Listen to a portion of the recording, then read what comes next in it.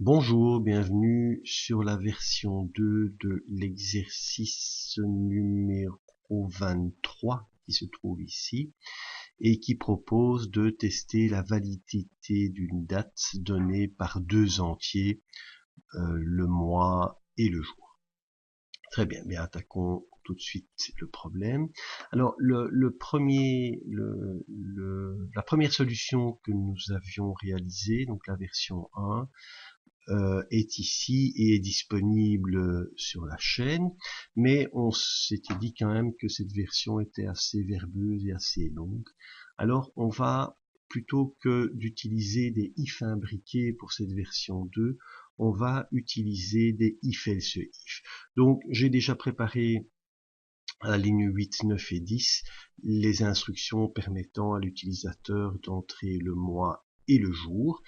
On commence donc avec if, if moi égale 1, ou, ben oui, on est reparti évidemment dans notre série ici, moi égale 3, ou moi égale 5, ou moi égale 7,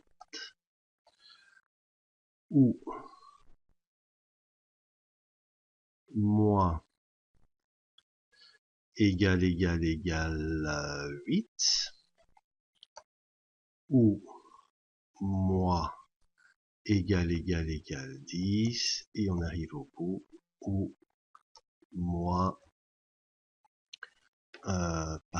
moi égale 12. Nous y sommes enfin. Et dans ce cas-ci, nous allons faire exactement la même chose que dans le premier, le premier fichier. Je vais d'ailleurs récupérer ce if. Nous allons tester le jour. Donc, dans le cas où l'utilisateur a rentré le mois 1, le mois 3, le mois 5, le mois 7, le mois 8, le mois 10 ou le mois 12, il s'agit de mois de 31 jours. Et donc, qu'est-ce que je vais faire? Je vais tester si le jour est valide cette fois-ci. Très bien. Lorsque ceci est fait, on va faire else if. Mais else if quoi? Else if moi égale, évidemment on va prendre les mois de 30 jours. De toute façon on ne peut pas éviter le test des différents mois, donc on va prendre d'abord les mois de 30 jours. Donc cette fois-ci c'est le mois numéro 4, où mois égale 6, ou mois égale ça va être le 9, ou mois égale 11. Voilà. Donc ça, ce sont les mois de 30 jours. Et qu'allons-nous faire? Ben, nous allons évidemment récupérer ce petit if, CTRL-C, CTRL-V, et dire que, alors oui, quand vous faites ce genre de choses, toujours bien réindenter vos lignes afin que votre code reste bien clair. Cette fois-ci, ce sont les mois de 30 jours. Donc, l'utilisateur entre un mois, le mois numéro 5, eh bien, il va forcément exécuter la paire d'accolades du if. Si l'utilisateur entre le mois 4, 6, 9 ou 11, il va exécuter la paire d'accolades du premier else if. Au niveau du deuxième else if, qu'est-ce qu'on va avoir? Ben, je vous le donne en 1000, évidemment, c'est pas compliqué à deviner. On va tester s'il s'agit du mois numéro 2. 3, 2.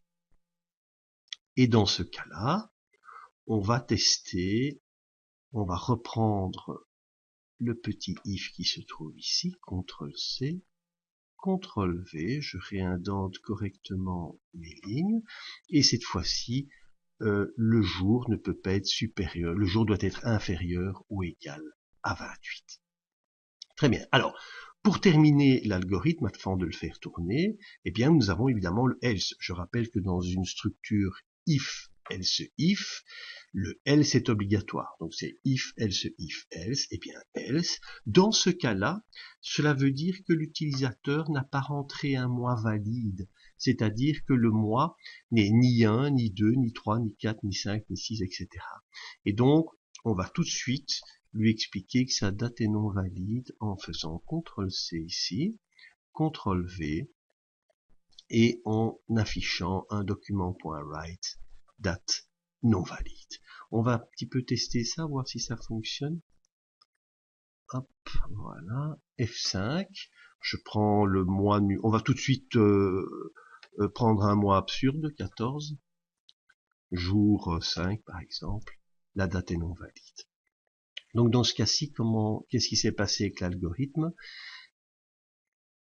Il a testé, il faut bien dire ici que dans un if-else-if, tous les tests sont réalisés. Hein. Donc il a testé, donc on a rentré le mois numéro 14. Est-ce que moins est égal à 1, ou moins égal 3, ou moins égal 5, ou moins égal 7, ou moins égal 8, ou moins égal 10, ou moins égal 12? Aucune de ces instructions conditionnelles n'a renvoyé vrai. Donc, à partir du moment où toutes les expressions conditionnelles ont renvoyé faux et que ces expressions conditionnelles sont chaque fois liées par des ou, eh bien, la condition dans ce if a renvoyé faux.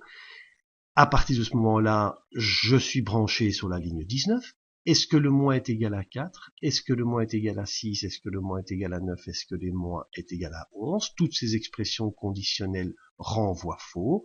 Étant donné que ces expressions conditionnelles sont liées par des ou et que toutes ces expressions renvoient faux, eh bien forcément l'expression générale renvoie faux. Je suis donc branché sur la ligne 27.